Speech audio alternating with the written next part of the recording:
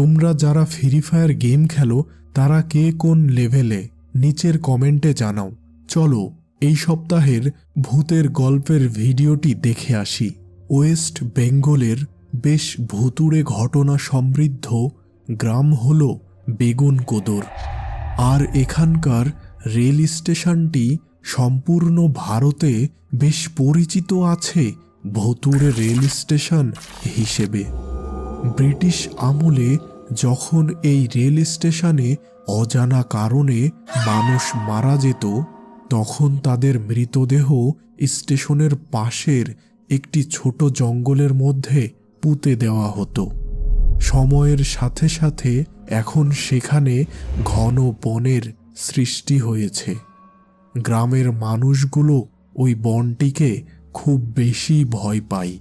ওই গ্রামের ছেলে হওয়া সত্ত্বেও মনোজ ও সুজন কিন্তু নিয়মিত ওই বনের মধ্যে যেত। তাদের নেশা ছিল ওই অনলাইনের জনপ্রিয় গেম ফ্রি ফায়ার খেলার।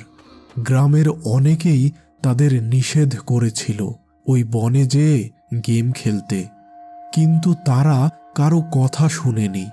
তাদের কথা হলো কোনো এক বিশেষ কারণে ওই বনের মধ্যে বসে ফ্রি ফায়ার গেম খেলা নাকি তাদের জন্য বেশ সৌভাগ্যের।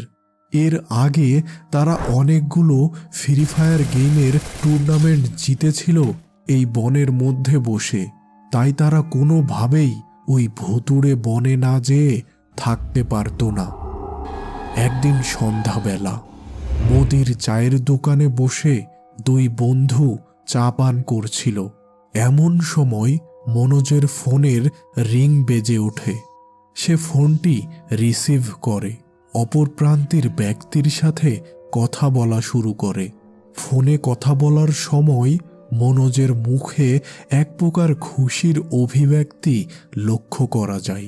মনোজের ফোনে কথা শেষ হতেই সুজন জিজ্ঞাসা করল, আরে মনোজ, ফোনে কি এমন জানতে পারলি যে এত খুশি দেখাচ্ছে তোকে? আরে বিশাল ব্যাপার, আমেরিকার একটি ফ্রি ফায়ার গেমিং কমিউনিটি থেকে অফার এসেছে ওদের টুর্নামেন্টে অংশগ্রহণ করার জন্য। কি বলিস তুই? বিশাল ব্যাপার তো।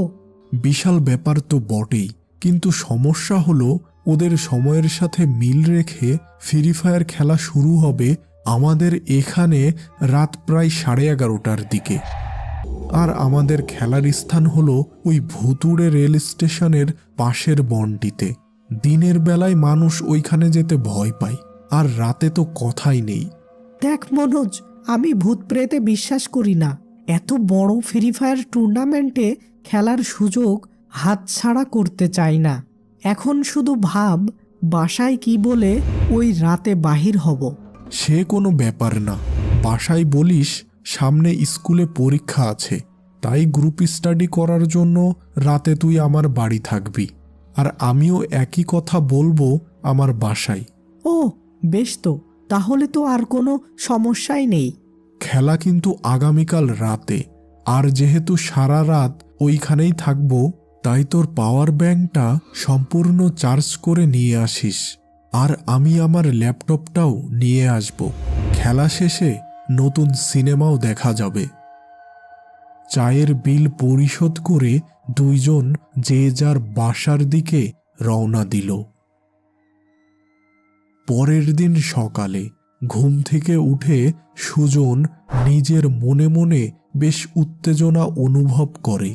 আর এদিকে মনোজও সারাদিন বেশ খুশি ও উত্তেজনায় পার করে। রাত 9টা হতেই দুইজন নিজ বাসায় খাওয়া দাওয়া করে বেরিয়ে পড়ে ওই ভুতুড়ে রেল স্টেশনের পাশের বনের উদ্দেশ্যে। প্রায় আধা ঘন্টা হাঁটার পর সুজন পৌঁছে যায় বনের ভিতরে তাদের পূর্ব নির্ধারিত স্থানে। তত সময়েও মনোজ এসে পৌঁছায়নি। সুজন এবার বসে পড়ে ফ্রি ফায়ার গেম খেলা শুরু করে। চারিপাশ একেবারে ঘন অন্ধকারে বেষ্টিত। সেদিকে কোনো খেয়াল ছিল না সুজনের। সে এক মনে গেম খেলতে থাকে। এমন সময় অন্ধকারের মধ্য থেকে মনোজের গলা ভেসে আসলো, সুজন মোবাইল স্ক্রিন থেকে চোখ না সরিয়ে সুজন জবাব দিল। আরে তুই এত সময়ে আসলি, এত দেরি হলো কেন? বেশ কিছু সময় আর কোনো প্রকার সাড়া শব্দ নেই। কোথায় মনোজ? সুজন এবার আশপাশ তাকিয়ে বেশ হকচকিয়ে গেল। ছোটবেলায় সে শুনেছিল ভূত প্রেত নাকি একবার নাম ধরে ডাকে এবং সেই ব্যক্তি উত্তর নিলেই তার বিপদ ঘটে। সে গেম খেলার সময় ভুলে ওই এক ডাকে সাড়া দিয়েছে। এবার সুজনের মনে বেশ ভয়ের সঞ্চার হয়। হঠাৎ তার সামনের অন্ধকারের মধ্যে কে যেন দৌড়ে গেল। সুজনের মুখ থেকে বেরিয়ে আসলো, কে কে ওখানে? ওই দিক থেকে কোনো প্রকার সাড়া শব্দ নেই।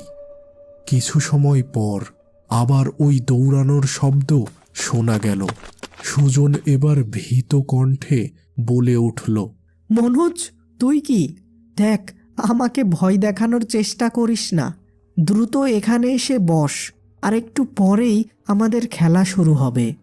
এবার অন্ধকারের দিক থেকে ভেসে আসলো এক অট্ট হাসি, আর সেই সাথে মনোজের এক করুণ আর্তনাদ। সুজন, বাঁচা আমাকে, এরা এরা সবাই আমাকে মেরে ফেলবে। এই কথা শুনেই সুজনের হাত থেকে তার মোবাইলটি পড়ে গেল এবং সে দ্রুত ওই অন্ধকারের দিকে ছুটে গেল। তার ঠিক বাম পাশ থেকে একটু করুণ কান্নার শব্দ ভেসে আসতে লাগলো। ওই দিকে একটু এগোতেই হঠাৎ তার সামনে একটা কাটা হাত এসে পড়ল। সুজন ভয়ে চিৎকার দিয়ে উঠল।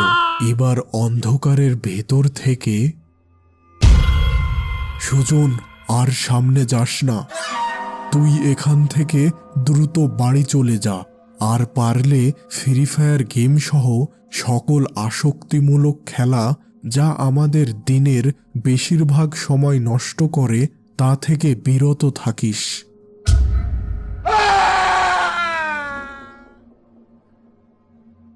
সুজন সেখানে আর কোনো কিছু না ভেবে পিছন দিকে দৌড় দেয়। পরের দিন সকালে 3টি ঘটনা বেগুনকোদর গ্রামের প্রতিটি মানুষের মনে এক গভীর শোক ও ভয়ের সৃষ্টি করে। বেগুনকোদর রেল স্টেশনের পাশের বনে সুজনের অচৈতন্য দেহ পাওয়া যায়। গ্রামের একটি পুরনো বাড়ির উঠানে এলাকার একজন নেশাখোর মাতাল ব্যক্তির হাত কাটা মৃতদেহ পাওয়া যায় এবং পাশে পড়েছিল মনোজের মোবাইল ও ল্যাপটপ সহ ব্যাগ। আর মনোজের মৃতদেহ পাওয়া গিয়েছিল মনোজদের বাড়ি থেকে একটু দূরের এক জনমানব শূন্য রাস্তার পাশের ঝোপে।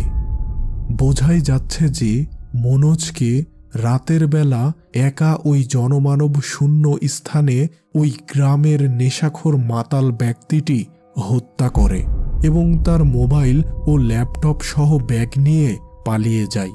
কিন্তু প্রশ্ন হলো, ওই নেশাখোর মাতাল ব্যক্তিটিকে আবার হত্যা করল কে?